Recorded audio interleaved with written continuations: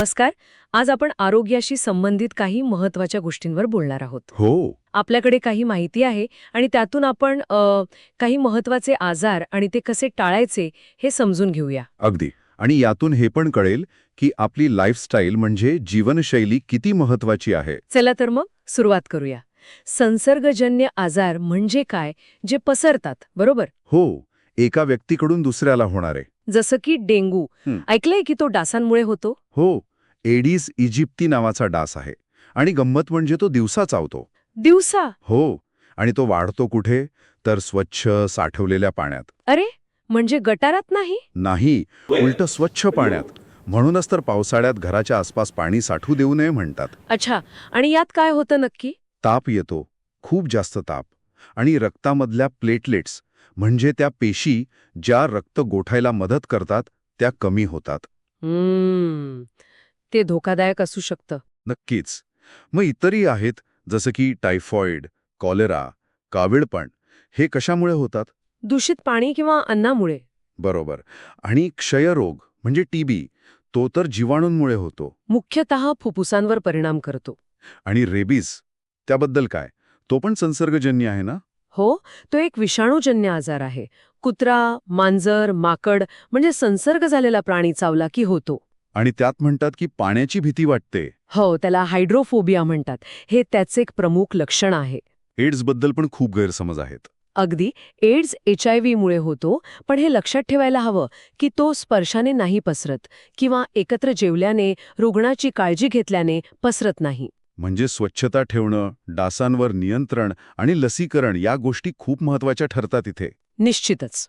आता त्या आजारांबद्दल बोलूया जे संसर्गाने पसरत नाहीत पण हल्ली खूप वाढले आहेत असं वाटतंय. बरोबर. असंसर्गजन्य आजार. जसं की कर्करोग म्हणजे कॅन्सर आणि मधुमेह म्हणजे डायबिटीस. हो, कर्करोगाची कारणं बरीच आहेत. म्हणजे तंबाखू, गुटखा खाणं, दारू पिणं. आहारातला निष्काळजीपणा पण असेल ना? नक्कीच.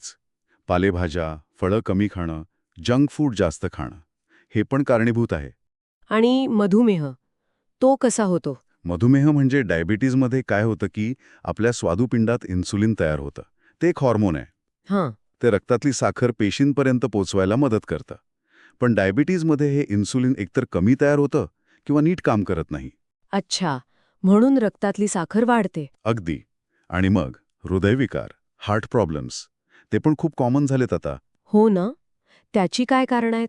त्याची कारणं पण आपल्या जीवनशैलीशी जोडलेली आहेत. धूम्रपान, मद्यपान, हाय ब्लड प्रेशर, वजन जास्त असणं. व्यायामाचा अभाव. बरोबर. व्यायामाचा अभाव, सतत बैठे काम करणं आणि सगळ्यात महत्त्वाचं म्हणजे स्ट्रेस, ताणतणाव. बापरे. म्हणजे आपण संसर्गजन्य आजारांवर लक्ष देत असताना हे दुसरे आजार वाढतायत? खरंय. जीवनशैली बदलते तसे आजारही बदलतायत. म्हणजे आपल्या रोजच्या सवयी किती महत्वाच्या आहेत हे पुन्हा पुन्हा समोर येतंय. म्हणूनच तर संतुलित आहार घेणं, रोज थोडा व्यायाम करणं, झोप पुरेशी घेणं आणि ताण कमी कसा करायचा हे शिकणं हे आता गरजेचं झालंय. फक्त चांगल्या सवयी नाहीत, तर गरज आहे. हो, आणि लसीकरण, व्हॅक्सिनेशन ते विसरून चालणार नाही. अनेक गंभीर आजारांपासून ते आपल्याला वाचवतं. औषधांबद्दल पण काहीतरी होतं यात. जेनेरिक औषधं. हां, जेनेरिक मेडिसिन्स. ती स्वस्त असतात असं म्हणतात, पण ती तितकीच चांगली असतात का? हो, हा महत्वाचा मुद्दा आहे. जेनेरिक औषधं म्हणजे काय, तर त्यांचा फॉर्म्युला ब्रँडेड औषधांसारखाच असतो. अच्छा. ती प्रभावी पण तितकीच असतात, फक्त त्यांच्यावर रिसर्चचा खर्च झालेला नसतो म्हणून ती स्वस्त मिळतात. आणि सरकारने पण यासाठी काहीतरी केलंय ना? हो, प्रधानमंत्री भारतीय जनऔषधी परियोजना. तिथे चांगल्या क्वालिटीची जेनेरिक औषधं कमी किमतीत उपलब्ध आहेत. ही माहिती खूप उपयोगी आहे. जाता जाता रक्तदानाचा पण उल्लेख आहे. हो, ब्लड डोनेशन ते खूप महत्वाचं आहे. एका व्यक्तीच्या रक्ताने अनेकांना मदत होते असं म्हणतात. अगदी. कारण रक्तातले वेगवेगळे घटक जसं लाल पेशी, प्लाझ्मा, प्लेटलेट्स हे वेगळे करून वेगवेगळ्या रुग्णांना देता येतात.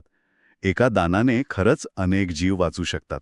तर आजच्या या सगळ्या बोलण्यातून एक गोष्ट स्पष्ट झाली की आजारांबद्दल माहिती असणं, ते टाळण्यासाठी प्रयत्न करणं, वेळच्या वेळी डॉक्टरांचा सल्ला घेणं आणि मुख्य म्हणजे आपली जीवनशैली चांगली ठेवणं हे किती आवश्यक आहे. बरोबर. आणि हे सगळं ऐकल्यावर एक विचार मनात येतो काय? की आपली आजची जी लाईफस्टाईल आहे, धावपळ, स्ट्रेस, खाण्यापिण्याचा वेळा नाहीत, व्यायामाला वेळ नाही, त्यामुळे हे असंसर्गजन्य आजार वाढत चाललेत. तर आरोग्यात खऱ्या अर्थाने सुधारणा करायची असेल तर प्रत्येकजण आपल्या रोजच्या रुटीनमध्ये अगदी सहजपणे कोणता एक छोटासा पण प्रभावी बदल करू शकेल, ज्याचा पुढे जाऊन मोठा फायदा होईल, हा विचार करायला हवा.